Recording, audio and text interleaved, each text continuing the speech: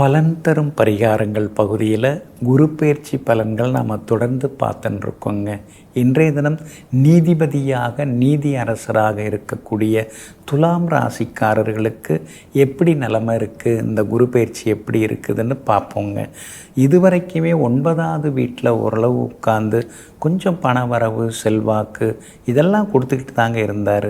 இருந்தாலும் குரு பகவான் அவ்வப்போது உங்களுக்கு செலவுகளையும் அலைச்சல்களையும் கொடுத்தாருங்க. இப்போ 10ஆம் இடத்துக்குள்ளார வந்து நுழைஞ்சிருக்கிறாருங்க. 10ஆம் இடமா பாடாப்படுத்துமே அப்படின்னு உங்கள் உள்மனசு சொல்லுது. போதா குறைக்கு போகிறவங்க வர்றவங்கெல்லாம் 10ல் குருவா யூடியூப்பை பார்த்துட்டு பயமுறுத்திக்கிட்டே தான் இருப்பாங்க. ஆனால் அதில் ஒரு நல்ல விஷயம் என்னன்னா, 10ஆம் இடத்துல குரு பகவான் வந்து உட்கார்ந்துட்டார். அந்த வீடு உங்களுக்கு அருமையான வீடு, நல்ல ராசியில் வந்து உட்கார்ந்துருக்காரு. அதில் இருக்கக்கூடிய நட்சத்திரங்கள் எல்லாமே உங்களுக்கு யோகாதிபதிகளுடைய நட்சத்திரங்கள் தான். அதனால் யோகாதிபதிகளுடைய நட்சத்திரங்களில் குரு பகவான் பயணம் செய்ய இருக்கிறதுனால இந்த குரு பயிற்சி உங்களுக்கு அமோகமாக இருக்குங்க.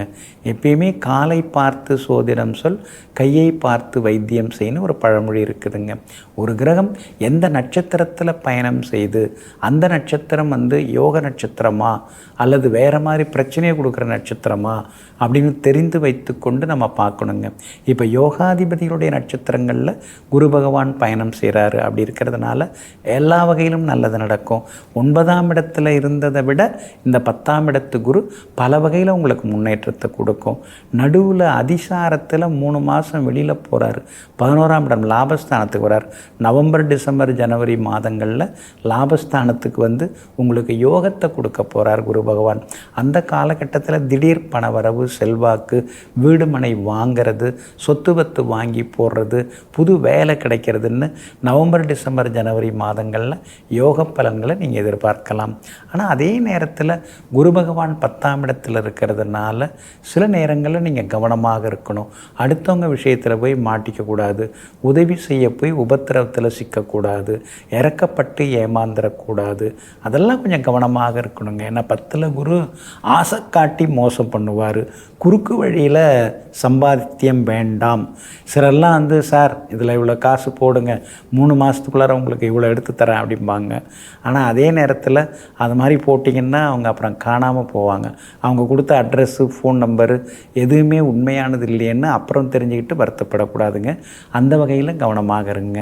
குரு பகவானுடைய பார்வை 2ஆம் இடத்துல படுறதுனால அற்புதமாக பேச ஆரம்பிப்பீங்க. இனிமேல் முன்ன மாதிரி இல்லாமல் நிறையா பேச ஆரம்பிப்பீங்க. அதே மாதிரி பணவரவும் பரவாயில்லைங்கிற அளவுக்கு இருக்குங்க. 4ஆம் இடம் சுகஸ்தானத்தை குரு பகவான் பார்க்கிறார். எவ்வளோ கஷ்டப்பட்டீங்க. 9ல் குரு இருக்கும்போது உடம்பு சரியில்லாமல் போச்சு, சிலருக்கு விபத்துகள் வந்தது, சிலருக்கு அறுவை சிகிச்சை வந்தது. 9ல் குரு இருக்காருன்னு தான் பேர், ஆனால் எல்லா கஷ்டத்தையும் கொடுத்தார்ல. இப்போ 4ஆம் இடத்தை பார்க்குறதுனால சுகஸ்தானம். அதனால் இப்போ வந்து சந்தோஷமாக இருப்பீங்க. புது வண்டி வாங்குவீங்க, ஏன்னா வாகனஸ்தானம் வாங்குவீங்க, வீடு கட்டுவீங்க, கிரகப்பிரவேசம் பண்ணுவீங்க. கிராண்டாக இருக்கும். ஏன்னா 4ஆம் இடம் கட்டிடம், வீடு, மனை ஸ்தானங்கிறதுனால இதெல்லாமே உங்களுக்கு கிடைக்குங்க. 6ஆம் இடத்துல குரு பகவான் பார்க்குறதுனால கடன் வாங்குவீங்க. ஆனால் அது அனாவசியமான கடனாக இருக்காது.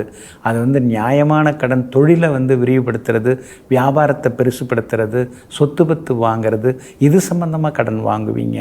அது நல்ல கடன் தான். அது சீக்கிரம் அடையிறதுக்கான வாய்ப்புகளும் இருக்குதுங்க. வியாபாரமும் நல்லாயிருக்கும், திடீர் லாபம் தரும்.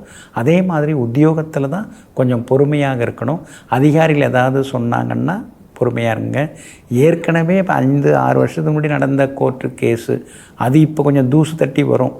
பயந்துடாதீங்க, அது முடிக்கிறதுக்காக வருவாங்க. ஏன்னா ஏற்கனவே பெண்டிங்கில் இருக்குது, அந்த ஃபைலை க்ளோஸ் பண்ணுங்கிறதுக்காக முடிக்கிறதுக்காக வருவாங்க. அதனால் வந்து வழக்குகள் எல்லாமே உங்களுக்கு நல்ல விதத்தில் சாதகமாக முடியும். எல்லா வகையிலும் வெற்றியும் கொடுக்குங்க. இந்த குரு பயிற்சி ஏற்கனவே இருந்ததை விட இந்த குரு மாற்றம் உங்களுக்கு முன்னேற்றத்தையும் பணவரவையும் சந்தோஷத்தையும் தரக்கூடியதாக இருக்குங்க. மேலும் மேலும் உங்களுக்கு நல்லது நடக்கிறதுக்கு ஸ்ரீரங்கம் சென்று பெருமாளை சேவிங்க. குறிப்பாக ஸ்ரீ சக்கரத்தாழ்வாரை சேவித்து வயது தீபம் நெய் தீபம் ஏற்றிட்டு வந்தீங்கன்னா நல்லா இருக்குங்க.